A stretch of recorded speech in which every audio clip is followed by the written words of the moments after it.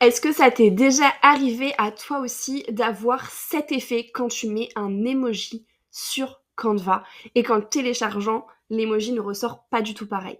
Parce que souvent, quand on met des emojis Apple et qu'on les télécharge sur Canva, ils font souvent cet effet d'emoji Android et du coup, ça n'a pas du tout le rendu esthétique que l'on souhaiterait avoir. Mais si je te disais qu'il y a une solution pour justement ne plus avoir ce problème, je te l'explique tout de suite.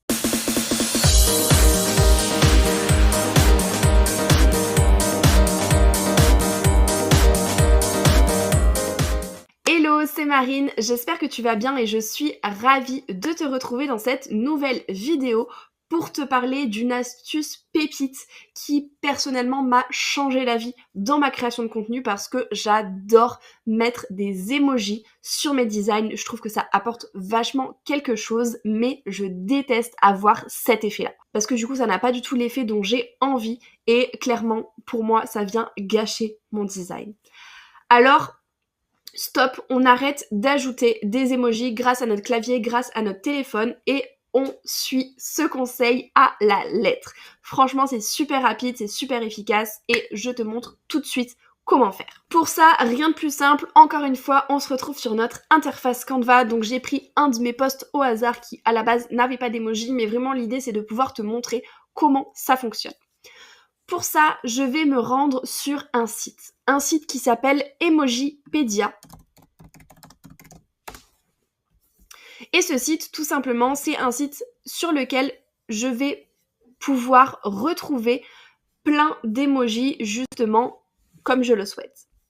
Donc, par exemple, ici, c'était les petits yeux. Je vais, du coup, taper eyes et je vais venir retrouver l'emoji que je souhaite. Je vais cliquer sur l'emoji, sinon on y a accès ici, on peut choisir les emojis comme on pourrait le faire directement sur notre téléphone.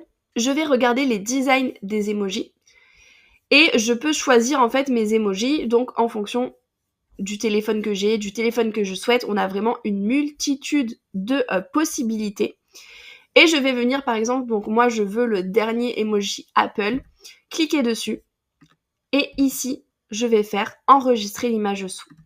Donc je télécharge mon image, je l'enregistre et ensuite tout simplement je vais revenir sur Canva, je vais cliquer sur importer des fichiers, je vais importer mes petits yeux et mes yeux vont arriver directement sur mon espace Canva dans mes importations. Ce que je peux faire après, c'est juste cliquer et là, ça y est, j'ai mes yeux qui sont apparus et que je vais pouvoir utiliser directement sur mon design. Et comme c'est un format PNG, donc un format photo, cette fois-ci, quand je vais le télécharger, ça va garder cet effet-là. Donc je peux vraiment prendre une ancienne version de cet emoji, comme il y a toutes les versions, c'est super pratique. Et après, par contre, si on a des emojis qu'on veut réutiliser très souvent, tout simplement, on vient dans nos importations, on tape eyes, et du coup, là, j'ai tous les emojis en lien avec les yeux qui m'apparaissent, et ça, du coup, c'est super cool, c'est super pratique. Et ce que tu peux faire aussi, c'est pourquoi pas créer un dossier avec tous tes emojis et comme ça tu pourras aussi le retrouver beaucoup plus facilement sur ton interface et du coup en créant ton contenu. Et ça va être cool parce qu'au final, après tu vas commencer à créer ta banque d'emojis et tu n'auras plus qu'à aller chercher les emojis que tu utilises peut-être un petit peu moins souvent. Et par exemple ici, si j'écris emoji, je vais retrouver tous les emojis que j'utilise principalement la plupart du temps. Donc là, plutôt les emojis avec des têtes. Mais après, si jamais, par exemple, j'écris shine, je vais retrouver mes petites paillettes, mon petit soleil, etc. Donc tous les emojis qui sont un petit peu dans ce champ lexical.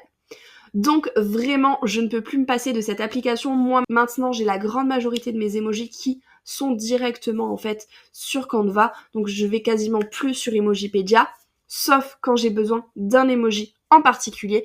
Et bien entendu, on peut aussi les renommer pour les retrouver plus facilement et comme je te le disais, les déplacer dans un dossier pour que tu puisses les retrouver de façon super pratique. En tout cas, j'espère que cette astuce t'a plu. N'hésite pas à me dire si tu connaissais déjà ce site ou pas et si tu vas l'utiliser pour la suite Et si c'est le cas, n'hésite pas à me dire ce que t'en penses et si tu trouves cette astuce beaucoup plus pratique, parce que je suis certaine que toi aussi tu as à un moment donné été dans la même situation que moi. En tout cas, si cette vidéo t'a plu, n'hésite pas à me mettre un petit like et à t'abonner pour ne pas manquer les prochaines vidéos et les prochaines astuces Canva notamment, si ce n'est pas encore fait. En attendant, je te dis à très vite pour une prochaine vidéo.